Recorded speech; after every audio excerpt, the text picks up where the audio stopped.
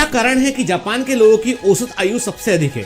उसका सबसे बड़ा कारण है उनकी फूड हैबिट। जापानी लोग अपने भोजन में वेरियस टाइप की वेजिटेबल्स का इस्तेमाल करते हैं और एक बात का वो ध्यान रखते हैं कि उनकी प्लेट में डिफरेंट टाइप के कलर्स होना चाहिए। जो कलर रेनबो के होते हैं तकरीबन वे सारे कलर उनकी प्लेट में रहना चाहिए। और ऐसा इसलिए इंपॉर्टेंट है क्योंकि वे ये मानते हैं कि वेरियस कलर की वेजिटेबल्स जो है उनके अंदर वेरियस टाइप के जो है वो एंटीऑक्सीडेंट्स पाए जाते हैं और वो उनको हेल्दी रहने में मदद करते हैं। और जापानी लोग बिल्कुल सही है। ऐसा माना जाता है यदि आपकी डाइट में एंटीऑक्सीडेंट होंगे तो वो आपकी सेल के अंदर के फ्री रेडिकल्स को कम करेंगे, जो एजिंग के प्रोसेस को स्लो डाउन करेगा और कैंसर से भी बचाएगा।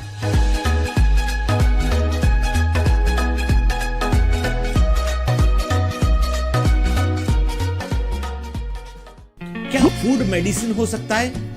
What?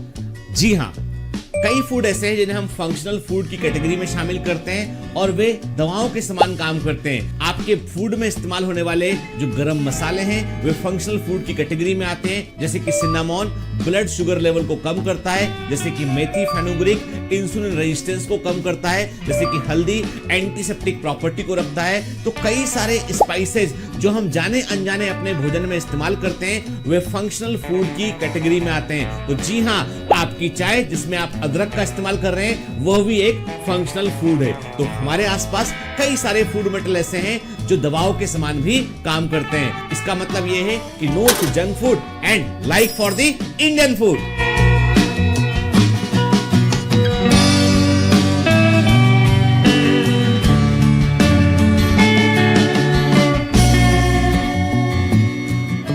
कई बार हम सोचते हैं कि एंटीबायोटिक्स क्या होते हैं। क्या महज मामूली दवाएं होते हैं? नहीं, एंटीबायोटिक विशेष प्रकार की औषधियां होती हैं जो हम माइक्रो ऑर्गेनिज्म से आइसोलेट करते हैं। ये ऐसे माइक्रो ऑर्गेनिज्म होते हैं जो दूसरे माइक्रो ऑर्गेनिज्म को मारने के लिए कुछ स्पेसिफिक केमिकल्स को रिलीज करते हैं, इसलिए इनको हम बोलते हैं एंटीबायोटिक, विरोधी जैविक क्रियाओं का। तो क्योंकि दूसरा माइक्रो ऑर्गेनिज्म हमारे अंदर भी बीमारी पैदा करता है और हमें मालूम है कि दुश्मन का दुश्मन दोस्त होता है, तो इसलिए हम एंटीबायोटिक को आइसोलेट करते हैं और उनका इस्तेमाल जो है वो अपनी बीमारियों के लिए करते हैं। याद रखिएगा, एंटीबायोटिक का कोई भी कोर्स पूरा करें और बगैर डॉक्टर की सलाह के कोई भी एंटीबायोटिक अपने मन से ना लें।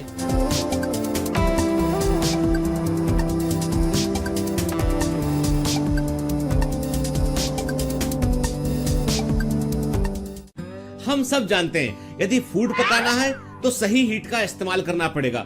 जरूरत से ज्यादा यदि हीट देंगे तो भोजन जल जाएगा और यदि आप हीट को कम रखेंगे तो फूड पक नहीं पाएगा। दरअसल हमारी बॉडी में थायराइड ग्लैंड भी इसी प्रकार की होती है। थायराइड ग्लैंड भी गैस के बर्नर के समान है जो बॉडी के मेटाबॉलिक रेट को कंट्रोल करती है। यदि थायराइड ग्लैंड हाइपर सिक्रेशन को शो करेगी तो वैसी कंडीशन में बॉडी का मेटाबॉलिक रेट बढ़ जाएगा और व्यक्ति कितना भी खा ले वो कभी भी वो वेट गेन नहीं कर सकता है और वैसी कंडीशन में व्यक्ति को अधिक पसीना आएगा और घबराहट उसे महसूस होगी। लेकिन यदि थायराइड ग्लैंड का सिक्रेशन कम होता है तो वैसी कंडीशन को हम हाइपोथायरॉयडिज्म कहते हैं। बॉडी में फ्लूइड इकट्ठा होने लगेगा और व्यक्ति जो भी कुछ खाएगा वो उसको ठीक से मेटाबोलाइज नहीं कर पाएगा, ठीक से उसे इस्तेमाल नहीं कर पाएगा। इसलिए यदि वजन बढ़ रहा है और यदि वजन तेजी से घट रहा है तो प्लीज थायराइड की जांच कराएं।